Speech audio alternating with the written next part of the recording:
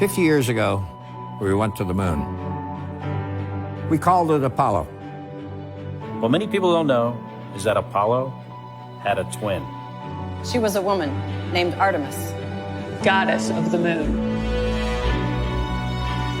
We are returning to the moon as a new generation of explorers. This time to stay.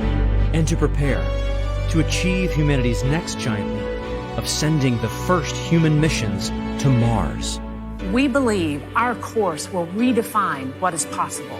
That we would discover life-saving, earth-changing science. And that the challenges ahead will inspire generations. This is our manifest. For all who wondered if we could return. For all who dreamed of pressing beyond. This is your calling. We go for all of America. We go. We go as the Artemis generation. We go.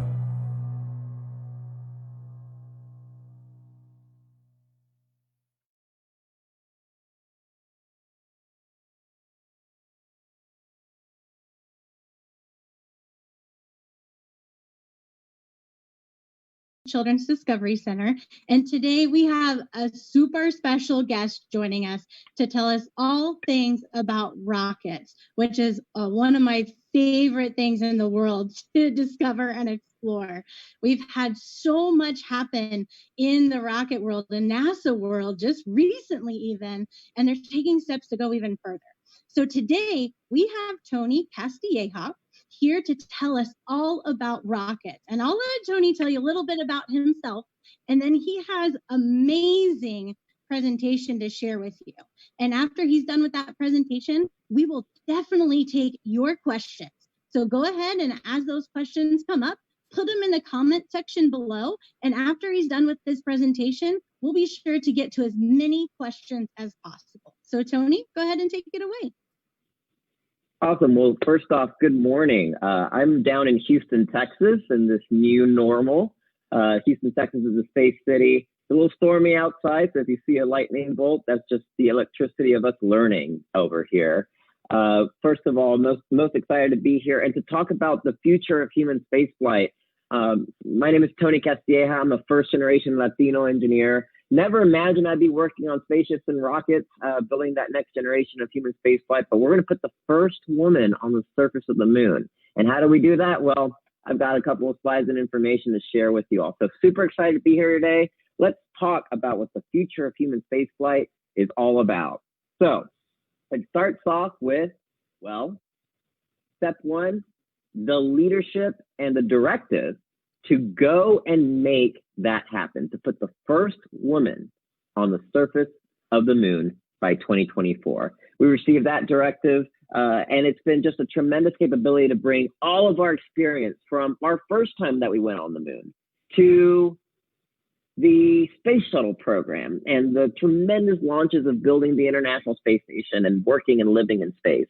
And then taking all of that experience and focusing our nation's efforts to put the first woman on the surface of the moon. And it takes everyone. It takes people like me at the Boeing company. It takes people that are entrepreneurs. It takes our international partners. This is a global mission and a global directive to go make that happen. So we're proud to say, yes, America, we're ready. We're going to go out there to the surface of the moon, and we're going to take the first woman to the surface of the moon by 2024. So some say, why go to the moon? Well, fun fact, I went to Rice University. That's where I got my mechanical engineering degree. And, well, why does Rice play Texas? Well, it's hard. It's hard to get out there. But when you get out there to the surface of the moon, when you design the system, it makes life better on Earth. So whether it's LED lights like the ones behind me, or whether it is next generation solar arrays that make for a better life and more efficient use of energy here on Earth, or whether it's medical devices that are developed because of this great challenge, the challenge of putting people on the surface of the moon, this time to stay, the benefits are tremendous, not just to America, but to humankind in general. And so that's what we're going to go do. We're going to go put humans on the surface of the moon and the first woman on the surface of the moon by 2024 with the Artemis program. Well, why are we going where we are going? So we're looking at the South Pole of the surface of the moon. Just the continuous long duration access to sunlight. We talked about those solar arrays, being able to use the regolith, the surface material on the surface of the moon to generate propellant. You know, the major force that will always let you down is gravity. But yet we have built the rockets that have been able to overcome gravity to get out to pretty much every planet in the solar system using scientific and robotic missions, and then human expanse by living on International Space Station, and then as we get ready to go back to the surface of the moon. And so being able to overcome that, being able to use the surface of the moon, being able to learn from living in this 1/6 gravity environment on the surface of the moon is going to enable a Martian mission, because at the end of the day, we want to be the first nation and really showcase the power of humanity and the ability to come together and be able to get to the surface of Mars. And that comes from creating the fertile soil and understanding of what it takes to live on another body. And that is why we are going to the southern pole of the moon in short order. Well, so I've said a couple of times, you probably have heard me say the Artemis program, which will put the first woman on the surface of the moon. Well, if you look at mythology, the first mission to the moon was the Apollo mission. Well, Artemis is a twin sister of Apollo.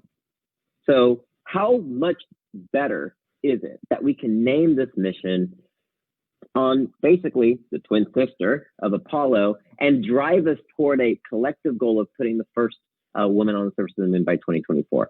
That's the directive that we're on, and that's where we're headed. So if you see me bring up this Artemis patch that you see, or if you see the Artemis patch on NASA's website, or if you go and buy a patch and then put it on your favorite jacket, you're going to be right there with us going to the surface of the moon by 2024 with the most powerful rockets and systems to be able to live there and stay there. And this graphic kind of shows you pretty much the building blocks of what it takes to live and work on the surface of the moon. First off, you need humongous rockets. And you see this in one side of my screen here at home, the Space Launch System rocket, the world's most powerful rocket that we're going to build for this mission. But then on the map there, you see the building blocks of the systems that we need, whether it's a human landing system, which NASA has recently awarded to tremendous companies as well that will be partners with all of aerospace industry here in the United States to put humans onto the surface itself. But also you need large cargo landers. You need a large habitat on the surface of the moon. You need large solar arrays. You need to be able to learn from and leverage the regolith, the soil, if you will, in layman's terms, of the surface of the moon to be able to stay there. And so just like you see these Lego blocks behind me, you build on each capability and you take the best capabilities of the nation and really the world with our international partners to create a sustainable presence on the moon. We're not just going back, we're going forward to the moon, and this time to stay. As we go to the next slide, part of that sustainability of being on the surface of the moon is also creating an ecosystem around the moon. The moon is another body. It's spherical in shape, right? And it rotates around the Earth. Well, on Earth, we live and work every day, and we have this laboratory called the International Space Station, which, if you don't realize that there's astronauts revolving around the Earth 24/7. They've been doing so for almost 20 years. Well, we have to create that ecosystem around the moon as well. So we're not just creating a human landing system or the lander that'll land on the surface of the moon. We're also creating something we call the gateway. And the gateway is basically a laboratory that will be revolving around the lunar surface and will give us 100% coverage and access to the surface of the moon. At the same time, we will also be learning about how to survive in this cislunar and this area around the moon, orbiting the moon, doing robotic experiments, bringing in what we call gateway logistics, so materials and cargo that we can then transfer from one spaceship down to the human landing system, down to the surface of the moon, and all of a sudden you create this network, if you will, that we take for granted on Earth. We on Earth take for granted that we have the space station up there, we have access back and forth from low Earth orbit. NASA and NASA's leadership and through our aerospace company, they're going to create that environment around the surface, of the moon and in the area of the moon. Why? Because with Gateway, just like its name, it is the gateway to deep space. As we learn more about the moon and the area around it, we're going to be able to go further and further and further onward to Mars. And that's a big deal for us. And for us, for me as a geek, for me as an engineer, that means awesome jobs today and in the future. Next. So as we look at what's next with Gateway, we also have to, create the sustainable ecosystem back and forth from moon to Earth. And well, you might think, well, is it cold out in space? It's dark. It's you see the backdrops of the stars and it's black, right? Black is the absence of matter, and so it is cold, and it's also very hot. On the International Space Station today, you go from negative 250 to positive 250 degrees Fahrenheit every 90 minutes. And in the area around the moon, pretty much equal as much on the cold side and on the warm side when you're in sunlight and when you're not in sunlight. When you come back to Earth, you go through the atmosphere. And in every single spaceship program, whether you're going to space station, you're going to the moon and back, you basically rely on a capsule design. And the capsule design is shaped as such because it basically allows you to come back through the atmosphere. And the bottom surface of these space capsules have this material. It's a blade of material. Blade of means that it basically degrades over time while remaining a critical surface to be able to get through and punch through, if you will, through the atmosphere, through these high temperature environments. Because, to get back to the atmosphere, a second force that will always slow you down and bring you down is drag, is atmospheric drag. Well, atmospheric drag, as you go through the atmosphere, is that energy is depleted through heat. And so when you go through a low Earth orbit return, and that's about 3 hours in rocket speed, if you will, from the surface of the Earth to low Earth orbit, that inner circle, if you will, of zero gravity. Well, your spaceship, as it comes back through, is going to go from about 17,500 miles an hour to zero, landing on the surface of the Earth. In order to dissipate that much energy, it's going to get 3,000 degrees outside. And you need to make sure that the astronaut inside is between 60 and 80 degrees Fahrenheit, a nice, comfortable temperature. Well, to get back from lunar return, that means there's more energy as you come back through. That bottom of that capsule through that atmosphere is going to go from 24,700 miles an hour to zero on the surface of the Earth. And the temperatures will go up to 5,200 degrees Fahrenheit. And to come back from Mars, which takes 9 months to get there, 9 months to get back, in order to come back through the Earth atmosphere to slow down from 26,800 miles an hour to zero, you're gonna get up to 6,200 degrees Fahrenheit of heating as you come through the atmosphere to come back to Earth. So whether it's 3 hours, whether it's 3 days to the moon, or whether it's 9 months to Mars, we as engineers come up with the solutions to be able to create spaceships and space capsules, in this case, the Orion spacecraft, that'll get you through that atmosphere and bring you back home safely. Because it's great to go on the journey, just like you all go on vacation, but equally as important is for people to come back safely and tell and teach and share what that experience was like, because that builds us forward in human knowledge. Next slide. So the spaceships that we're building are SLS, the Space Launch System, the big orange rocket, which is so big that it almost takes up most of the screen that you see right here next to me, as well as the Orion spacecraft. The Orion spacecraft is a capsule design that will get us to the Gateway and back on our deep space expeditions for NASA to provide that lunar access of 100% from the Gateway down to the lunar surface.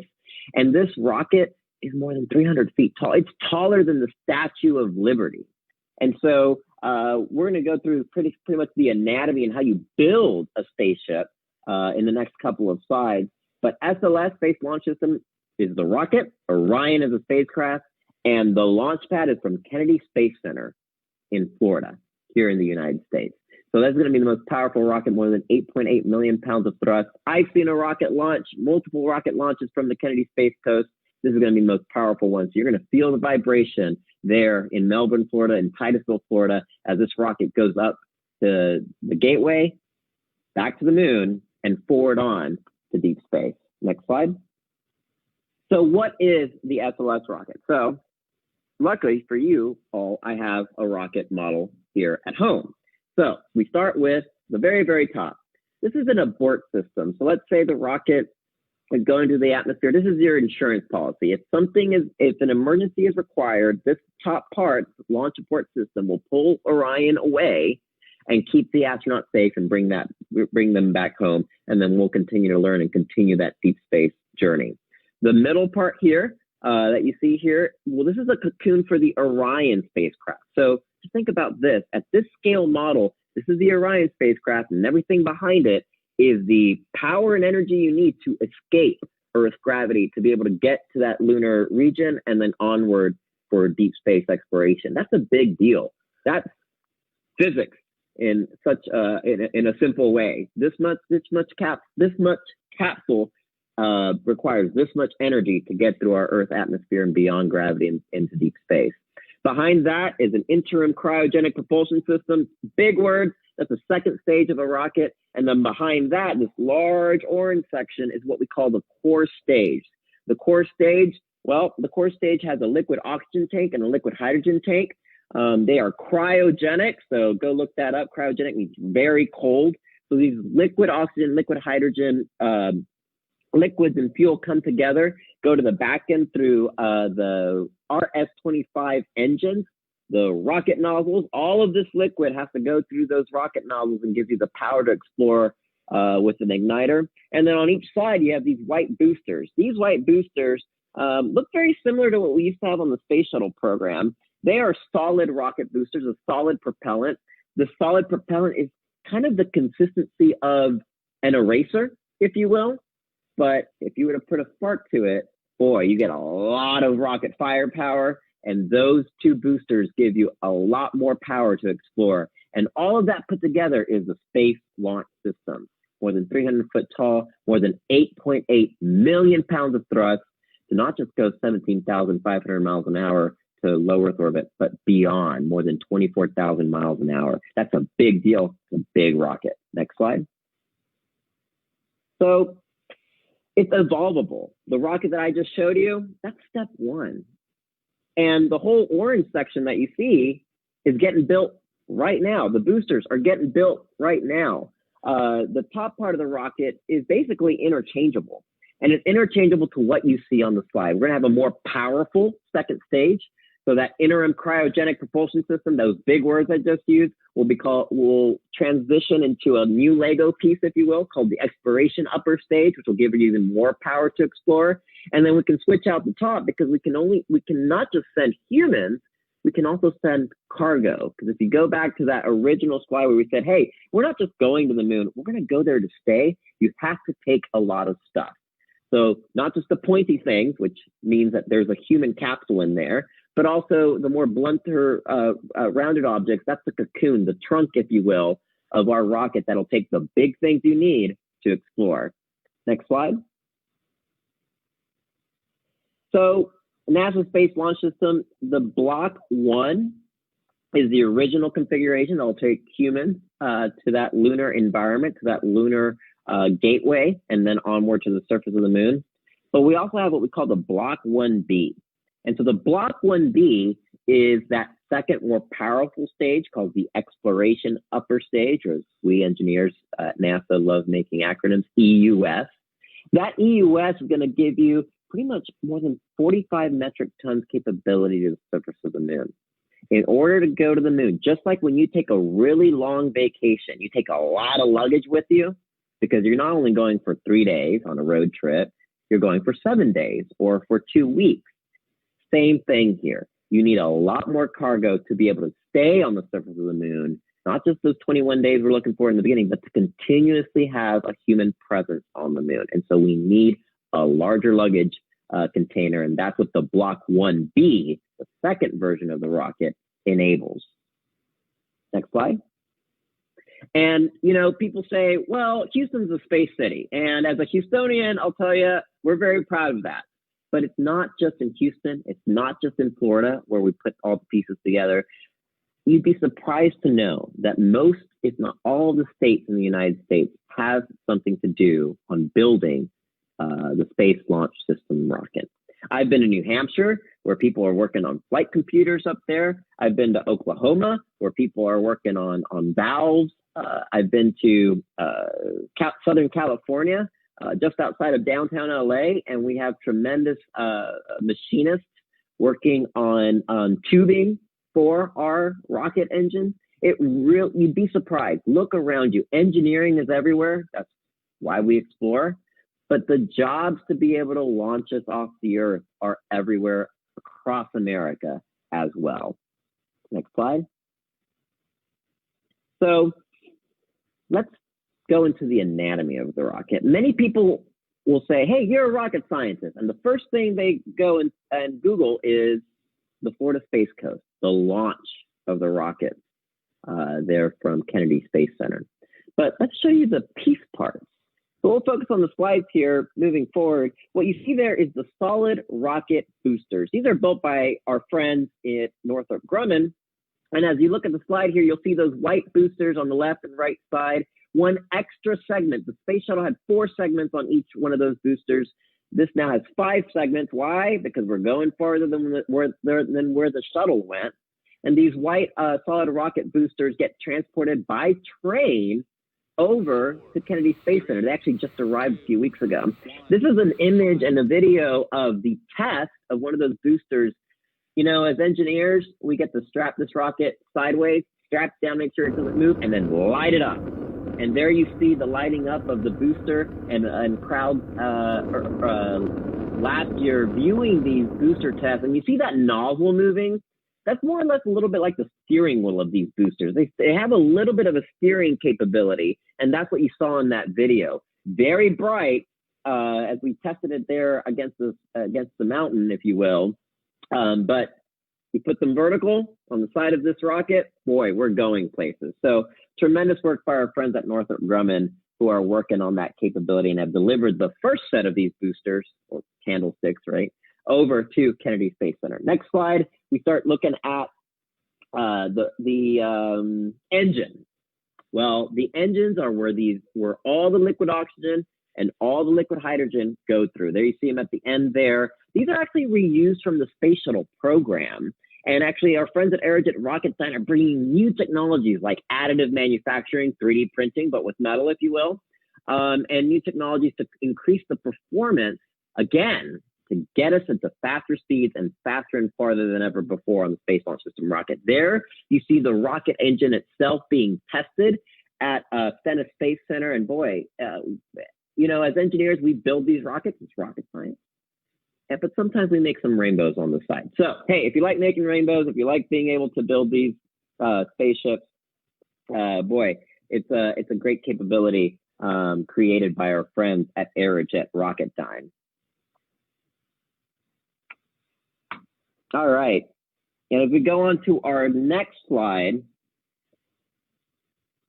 we'll focus on our other friends that we have who work on the core stage. And my apologies here. I think my computer internet and my computer itself may have gone out, but I can see you guys also on our Facebook Live. So as we keep on going here, we have the core stage. The core stage is actually what my company and my teammates at Boeing are actually working on every single day. So the core stage, like any good yogi out there that does yoga, the core is the most important part that takes all the loads and all the stress of the rocket. And I'm back up here in front of my screen here. And so the core stage that you see there it is being delivered from MICHOUD Assembly Facility in New Orleans, Louisiana. So New Orleans, Louisiana is where we build the core stage of the rocket, a very large liquid oxygen tank, a doubly as large liquid hydrogen tank, both stacked on each other with the engines at the end being transported by barge from New Orleans, Louisiana over to STENNIS Space Center down in Mississippi. And then from there, it'll go onward to Florida to go vertical for its launch. What you see here is it arriving at our test stand. Why? Because just like our teachers test our engineers and our professors test us engineers to make sure we get an A+, on the preparedness that we have to build these rockets. We're doing the same thing with the rocket itself. So we lifted the rocket into a test stand at Stennis Space Center. And then what you see there is the rocket being placed into that test stand. And there you see the scale between our technicians and engineers versus the size of the rocket. 8.4 meter, about 27, 28 feet diameter, circular cylinder, if you will, for these stages, for this core stage, stacked on each other into that test stand at Stennis Space Center. It is a tremendously large rocket. And what we will do there is we will actually create what we call a green run. And this green run is actually going to be able to test the entire system end to end for about 8 minutes. Just like you go to a gas station and fuel up your car to be able to drive to your next destination. Well, before we go on our destination over to the area around the moon, what we're going to do is we're going to fill up and fuel up that liquid oxygen tank, liquid hydrogen tank, and then light it up. Let the engines do the hard work along with the core stage and fire it, just like you saw in that previous video with the RS-25 engines, but this time using the tanks of the core stage. So core stage plus boosters on each side plus RS-25 engines, all of that put together, well, that's your first flight into space. And we got to test it out as we go into later this year. And then all the parts will arrive by barge over to Kennedy Space Center. All right, so as we go on past the core stage, we'll do that green run, that first test. And then we have our in-space stage and adapters. So these in-space stage and adapters, as we go through the videos, is how we stack the vehicle, right?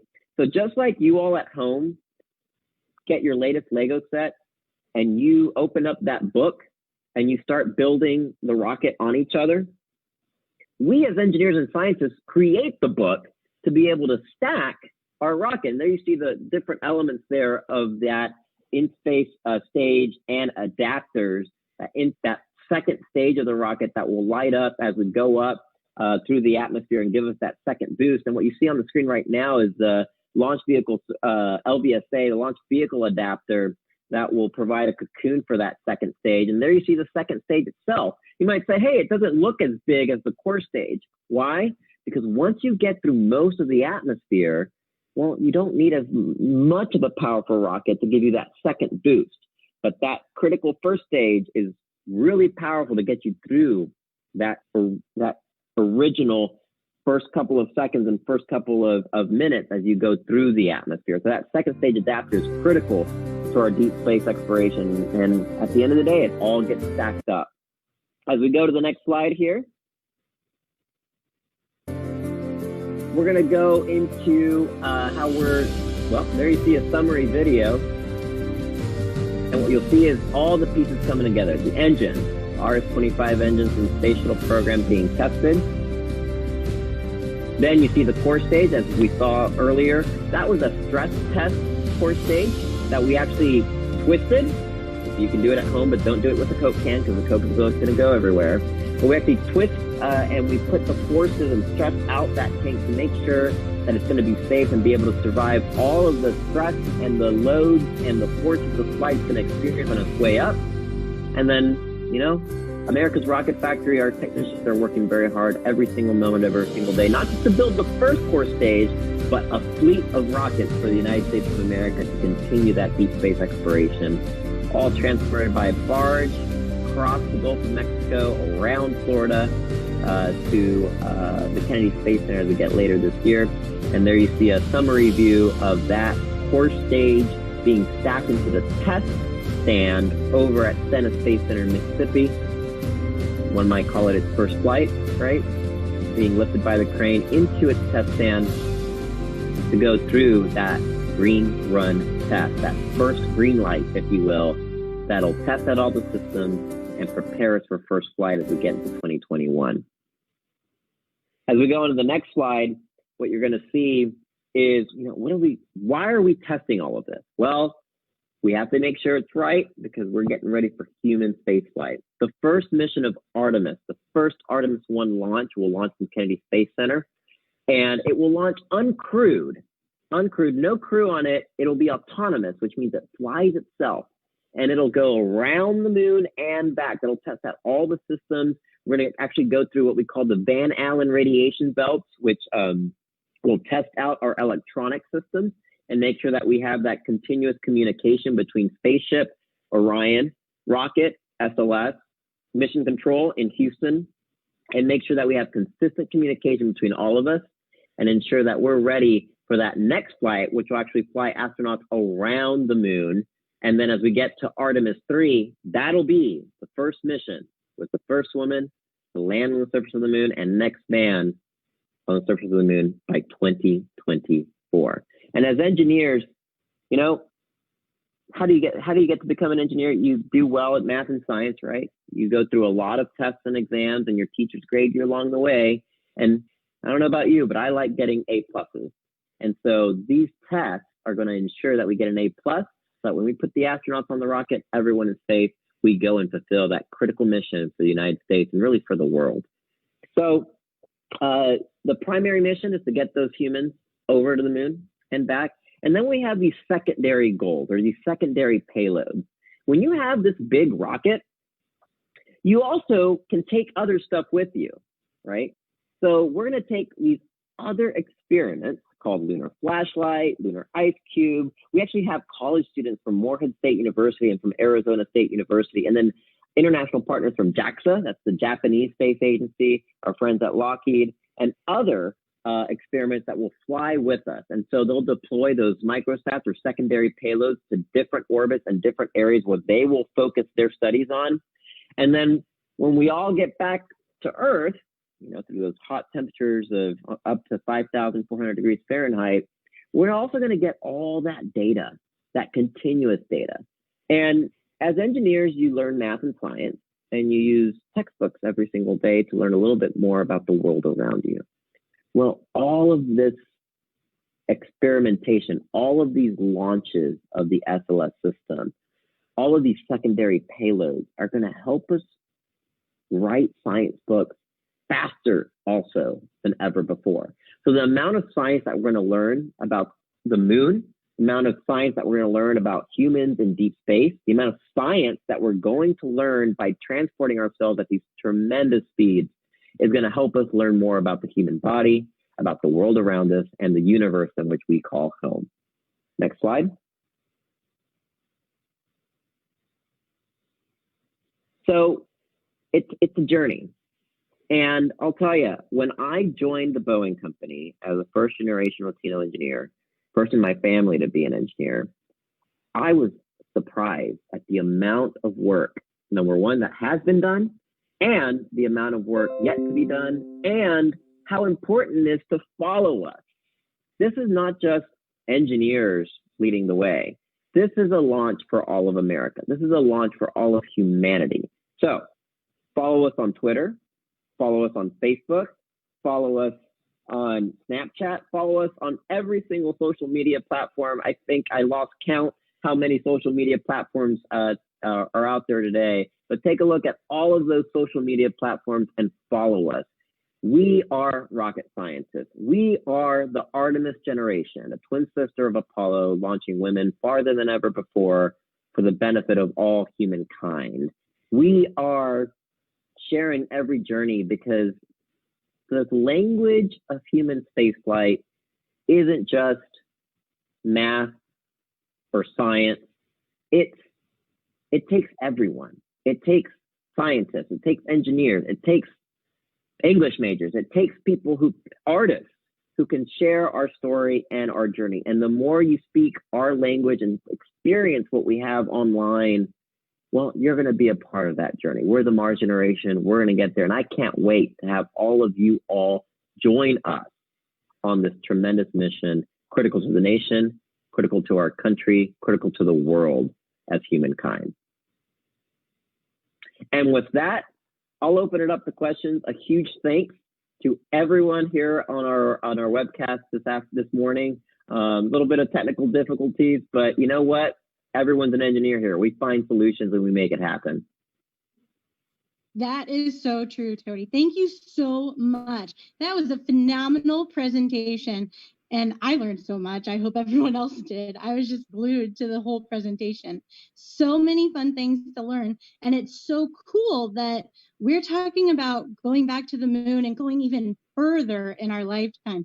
And so just being able to look forward to that kind of mission and idea and thought process is fantastic. Now, one of the first things that I thought of while you were mentioning, trips to Mars and beyond and how long it might be on a flight, what do you do on a flight that long? Because I know when I'm like on an airplane, I bring my tablet or whatever to do.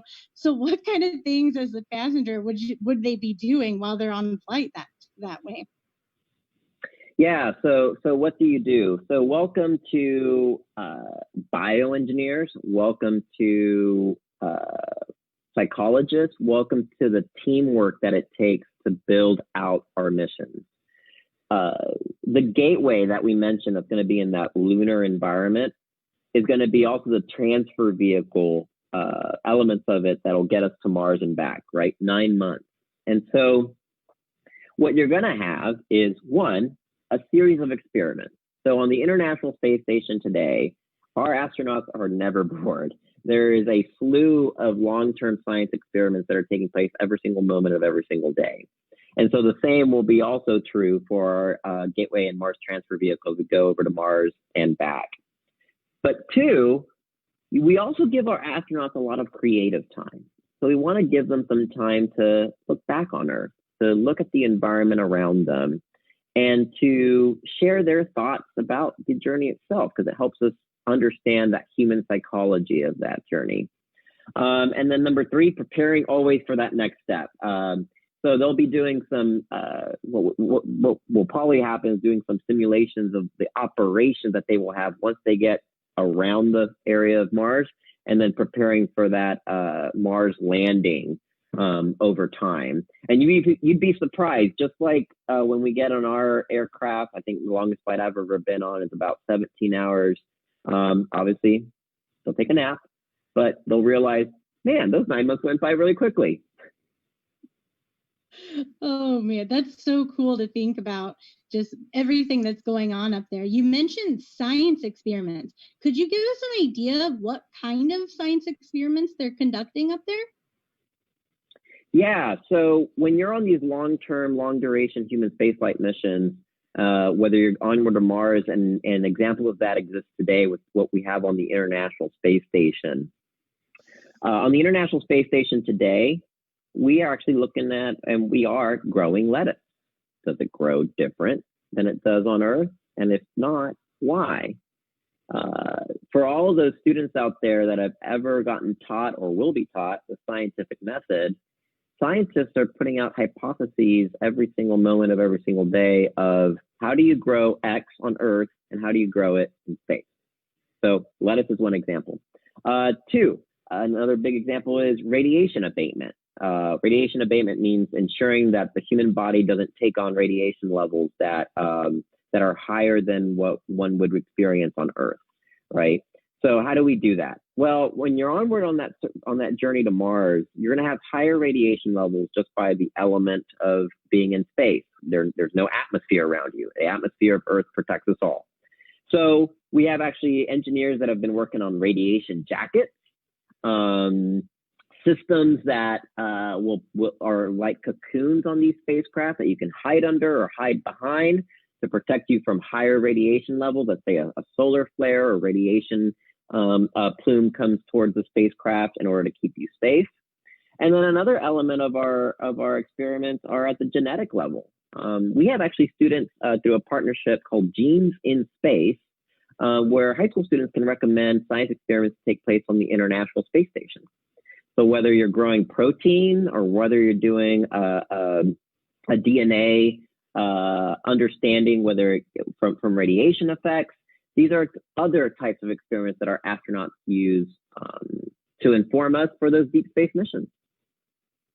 That is so cool that you're able to get, more than even your team and company involved. You're having kids be involved. That is so cool to think about. And it's good to get that word out. I wish I would have known about, that kind of thing when I was in high school, because man, that would have opened up so many, thoughts and considerations as I thought about what I wanted to do with life. Because like you said, there's so many jobs that you can get, even just in the NASA organization, that's all working towards that main goal that you're talking about. So cool to learn that and hear about that.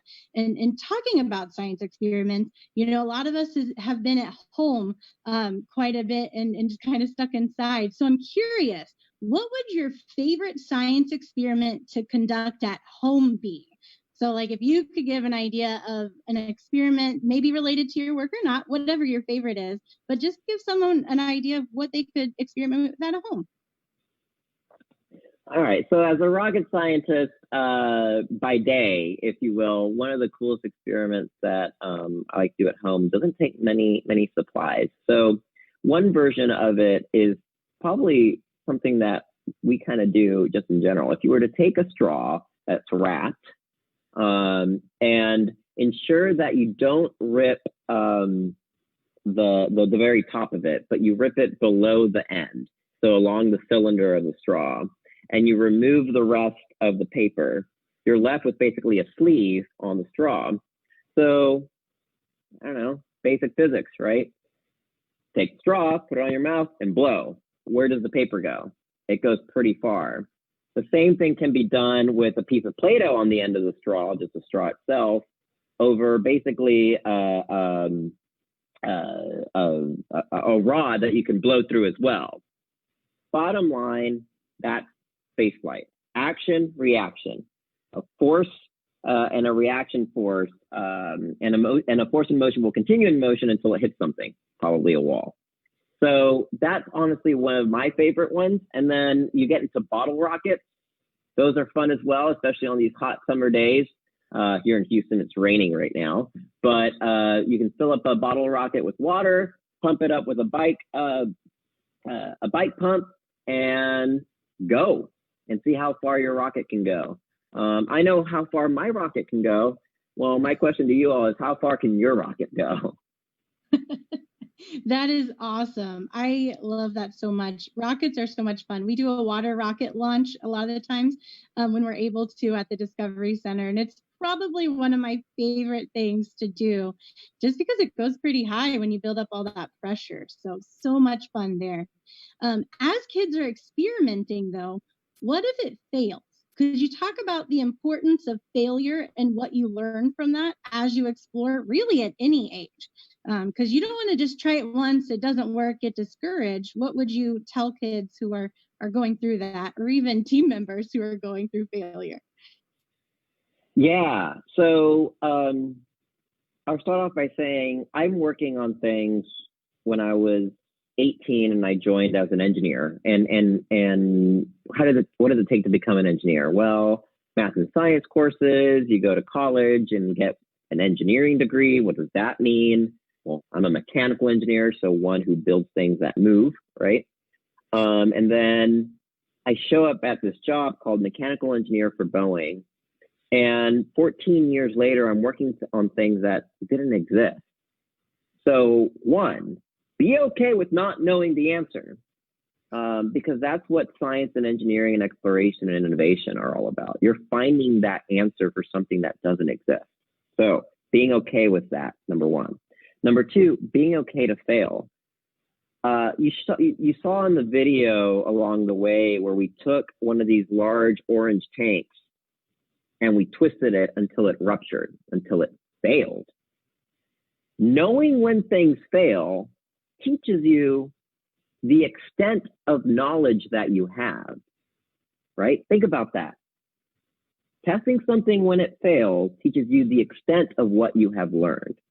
So failing teaches you more than always succeeding, right? Now I can say for certain, my rocket and the forces of flight it's going to experience on the way up to the moon and Mars is going to be safe for our astronauts.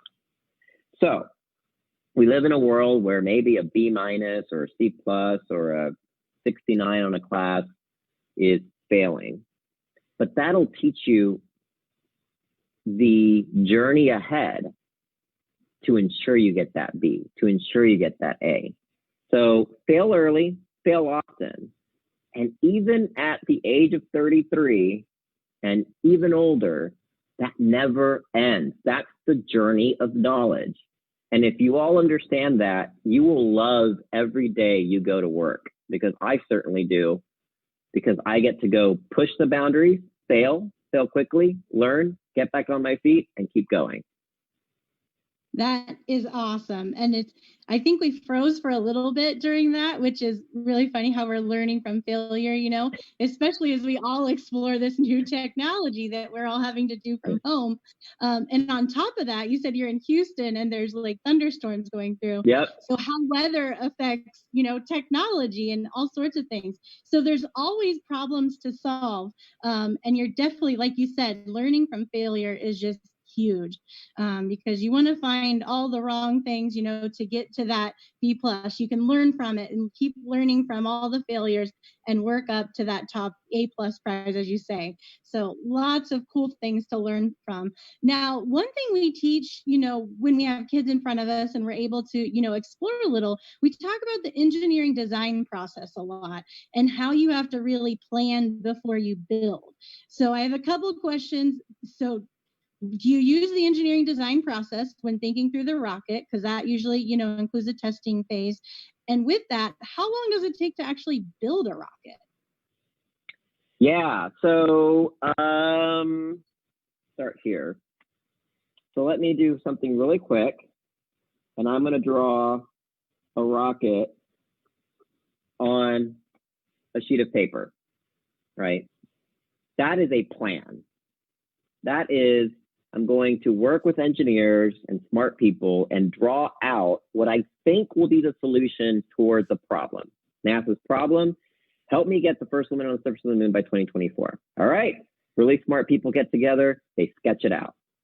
Okay, well, we're going to build a really large tank, and this is what it's going to look like. This is a scale model. Let's take, for example, what's going to be on the surface of this rocket. Because the problem statement is it's going to be going from an 80-degree Fahrenheit day in Florida up through the heat of going through the atmosphere, up to negative 250 to positive 250 degrees Fahrenheit, so very cold and very hot, on the way up to escape orbit or translunar injection. So we then have to build a test part and say, well, does this material on this metallic surface, which will be the material of the tank of the orange section, be able to keep the liquid inside cold and be able to defend against the heat outside and be able to give us the fuel necessary to be able to launch into space? So we've designed, we've come up with a second problem statement that we have to go solve at a subscale. And then we go and build a test article of just the tanks and go test it to failure to understand that system. And then we actually go build the final rocket and actually stack it and do a lot more testing. That's what you saw with the thing called the green run. And then you fly with astronauts on top of it. So the answer is absolutely yes. The engineering design process from sketch, design, test, learn, full-scale build, test the failure of that entire system, and then launch with all that learning is exactly what we do every single day. So if you learn a scientific method and you learn the engineering design process, you don't realize it. You all are already engineers. Bring in science and math as the language of how to speak engineer and science and physics, and you've got yourself a launch pad for a career of discovery. That is so awesome. That I just love it so much. So I have an industrial engineering degree, and I love telling people that they're already engineers because they absolutely are. it's the problem solving, it's things like that. I think people get a little bit afraid of the word engineer, because we're supposed to be the smart people who know all the things and do all the things, whereas really we're probably failing more than actually, coming up with something at the end. So that's why I wanted to hear from you on all of that engineering process and failure, because I believe it's so important to remember all of that and just to keep going through it, because everybody can be engineers, and it's really great to hear that. So now, I know as engineers, you mentioned Legos as you were talking. Legos are one of my favorite things just in the world, because it's so creative and you can learn lots and like I said, problem solve, and you fail a lot when you use Legos as well. It's interesting. We have a question from 5-year-old Amelia. She said her favorite Lego set is the new Women of NASA set. I was curious if you have a favorite Lego set of yours. Well, I also too have the Women of NASA Lego set. I'll tell you, it's so important. It's very interesting for me to look at that Lego set because I met Sally Ride, not the Lego version, Miss Sally Ride, at Rice University during a lecture. And then when I look back at why I am who I am as an engineer, there was a lecture by an astronaut named Mae Jemison. And I was 13 years old, and it was a summer camp, actually, at a science center. And she came and gave a lecture, and she autographed one of her books. And I was always struck by that moment. When I look at role models to follow, people like Mae Jemison and Sally Ride in the human form, not just Lego, are definitely role models to follow. And then in terms of favorite Lego sets, you kind of see them in the background here. My favorite is actually the space shuttle one that you see back here. And the reason is that as an engineer, and in no other industry or job can you go to work every day and realize that maybe about 30 years from now, the thing that you helped design in real life will end up becoming a Lego set.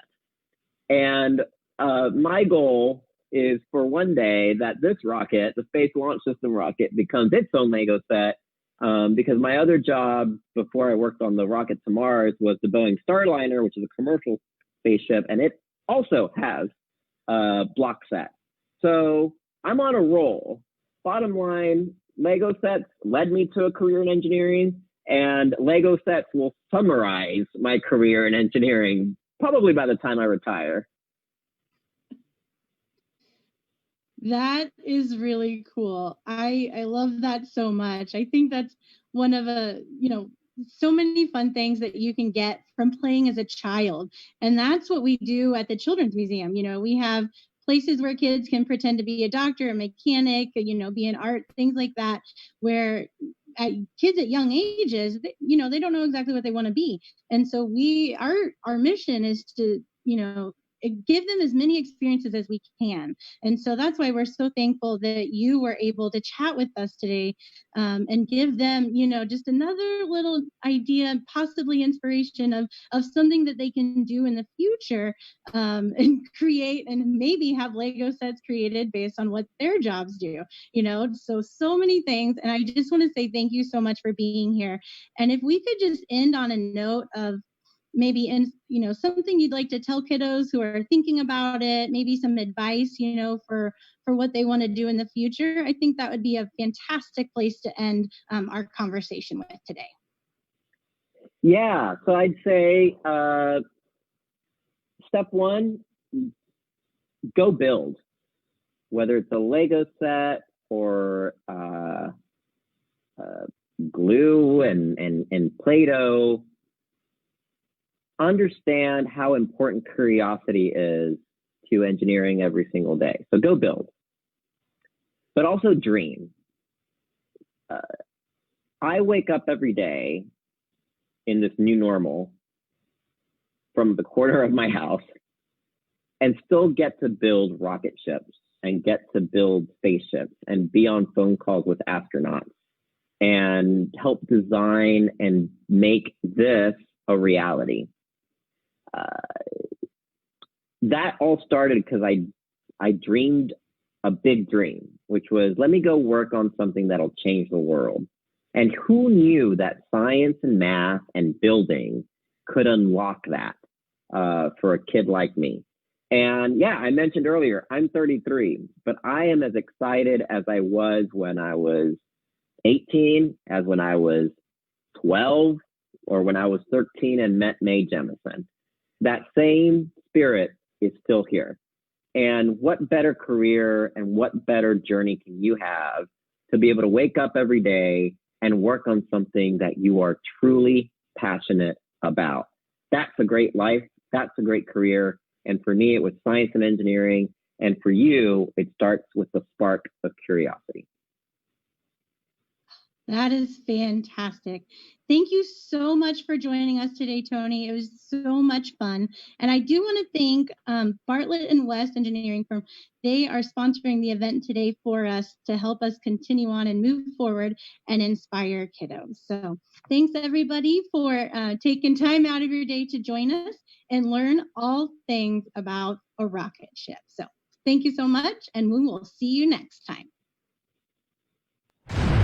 Between 1968 and 1972, America launched 9 human missions to the moon, 6 of which successfully touched down, allowing 12 men to walk on the lunar surface.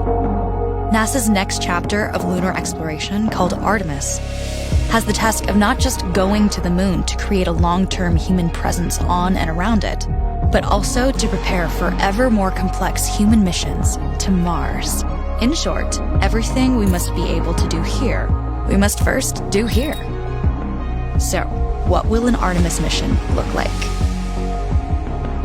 Everything is designed and tested with our most important element in mind, the astronauts. This is their deep space, human-rated spacecraft called Orion, built in 3 parts. The crew module, where up to 4 astronauts will live and work throughout the flight. The service module, with life support systems for the crew and its own engine and fuel reserves.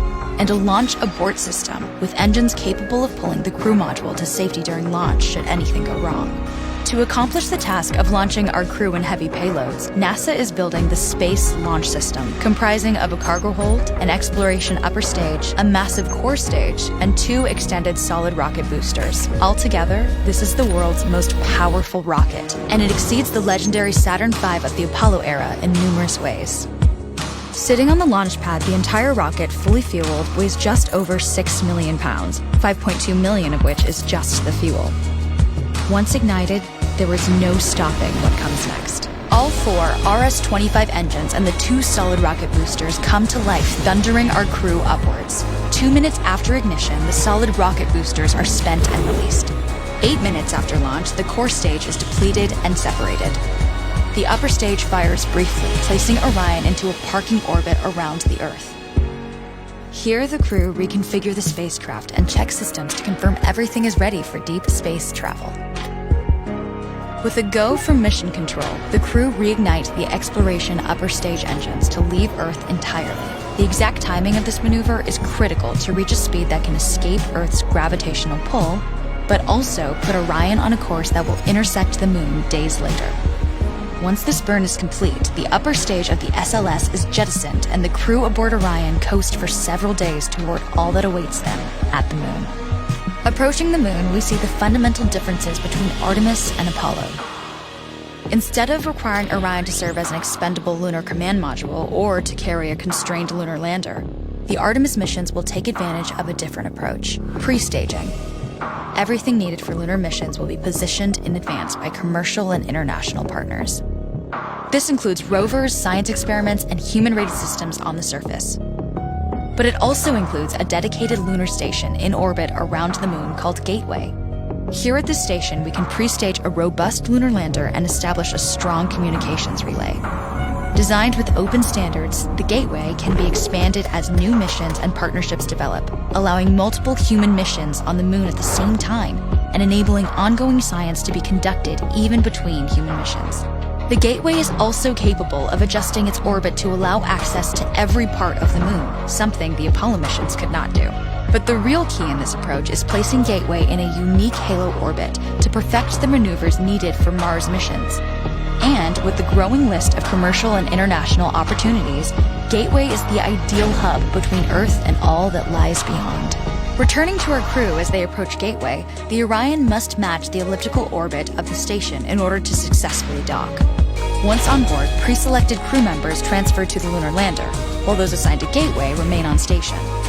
The lunar lander system itself is built for 3 unique steps: descending from the halo orbit of Gateway down to a low lunar orbit, descending from low lunar orbit to the surface, and once the lunar mission is complete, launching from the surface of the moon and ascending all the way back to the orbiting Gateway.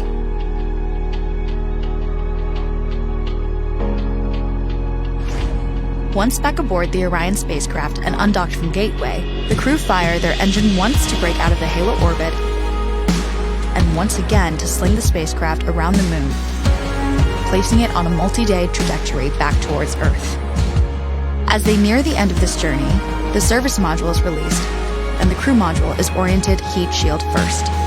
Entering Earth's atmosphere at 25,000 miles per hour, the friction of air slows Orion considerably, while also subjecting it to temperatures of 5,000 degrees. With the Orion now at just 300 miles per hour, a series of parachutes uniquely tested and produced for this moment deploy, decelerating the craft to just 20 miles per hour for splashdown. With each successful mission, Artemis ushers in the next wave of men and women to explore our moon and prove that together we are ready to go beyond.